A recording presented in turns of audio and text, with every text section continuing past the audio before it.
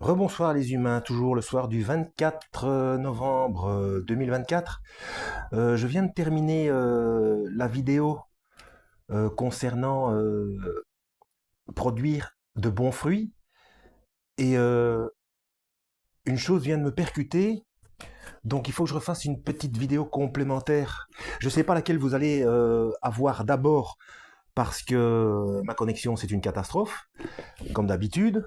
Donc ça rame, parfois je mets 24 voire 48 heures avant que ça. Enfin bref. Alors attendez, hein. Donc je sais pas laquelle vous allez avoir d'abord, mais bon, peu importe, hein, ce sera complémentaire.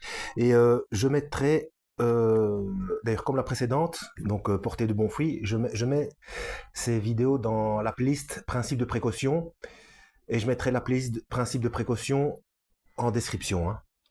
Attendez, je fais une petite recherche pour être sûr de ce que je dis.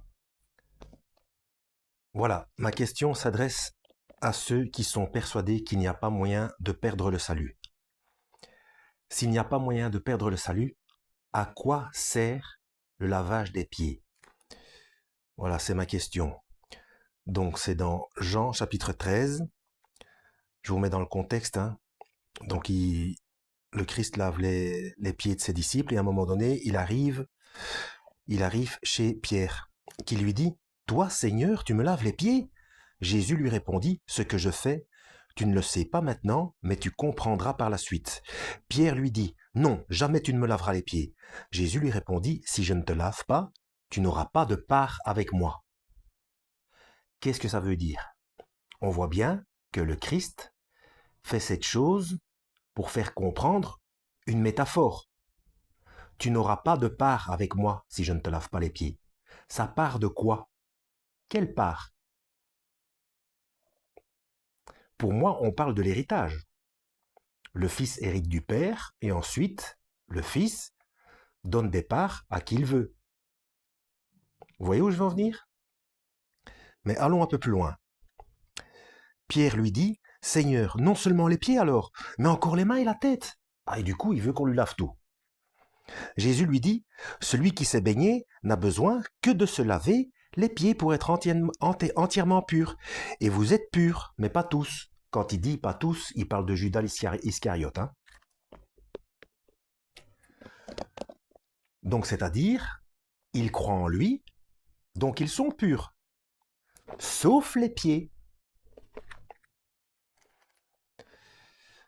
Après leur avoir lavé les pieds, il reprit ses vêtements, se remit à table et leur dit, Comprenez-vous ce que je vous ai fait?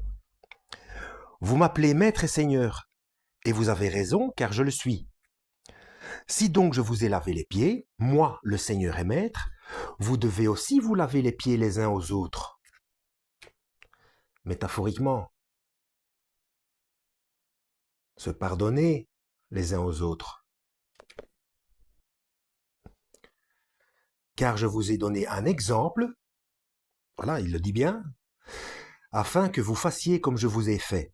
En vérité, je vous le dis, le serviteur n'est pas plus grand que son Seigneur, ni l'apôtre plus grand que celui qui l'a envoyé.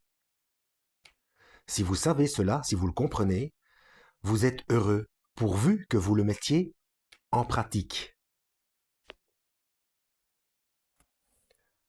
Donc, celui qui ne se lave pas les pieds par le Seigneur, c'est-à-dire qui ne demande pas pardon de temps en temps quand il a fait une bêtise, donc il est prévu qu'on pêche encore de temps en temps.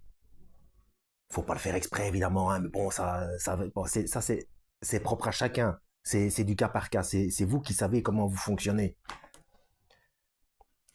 Donc, on sait que quand on a fait quelque chose de mal, il faut s'excuser, c'est normal. On dit, oh, désolé, voilà. Et puis repartir de plus belle, être en guerre contre soi-même, comme le Seigneur l'a dit. Donc, renoncer à soi-même, porter sa croix. Donc, c'est pas une partie de plaisir. Il faut pas vivre comme d'habitude, enfin comme on vivait auparavant. Mais quand ça arrive, on demande pardon, voilà. Parce que si on ne le fait pas, si on vit de manière insouciante, les pieds ne sont pas lavés.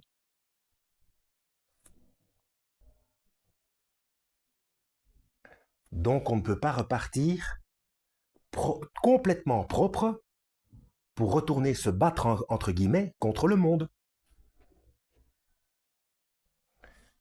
Et comme le lavage des pieds est est un, comment dire, enfin c'est le fait de demander, donc d'avoir ce pouvoir, parce que c'est un pouvoir, parce que ceux qui s'en foutent, ils n'ont pas ce pouvoir. C'est avoir le pouvoir de regretter et de demander pardon, donc de s'en vouloir d'avoir péché. Donc ça, c'est le lavage des pieds. Donc par le Seigneur, de manière occasionnelle, quand on a chuté, occasionnellement. Voilà. Mais qu'on n'est pas retourné, entre guillemets, dans le monde. Ce sont des accidents de parcours. Et donc, il faut faire pareil avec les autres. C'est aussi pardonner. Donc, laver, entre guillemets, les pieds de celui ou celle qui nous a fait du mal. C'est ça la métaphore. Donc, si il est impossible de perdre le salut, à quoi sert le lavage des pieds? Que Dieu vous guide.